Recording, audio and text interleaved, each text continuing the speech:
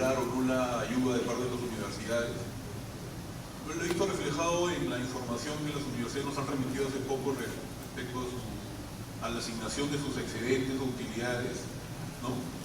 Y muchas universidades los reportan muy poco o nada, primero en deportistas de alta competencia, porque no los tienen, la mayoría de universidades no tiene deportistas de alta competencia, y tampoco muchas universidades no reportan respecto a recursos asignados a programas deportivos. Inicialmente, viéndolo solamente en números, se vería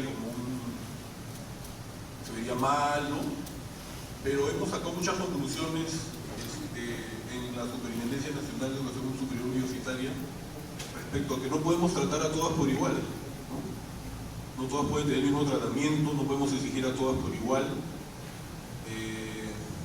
Parte de eso lo hemos visto en ese proyecto del PRODAC, me parece que ya lo tiene el presidente de la República, ¿no? Donde es imposible pedir lo que se exige en este proyecto del PRODAC a universidades, sobre todo no están en Lima, ¿no? No tienen, primeramente porque el deporte tiene que estar acompañado de infraestructura, pues, ¿no? Si no van estas dos categorías de la mano, no va a funcionar el fomento del deporte.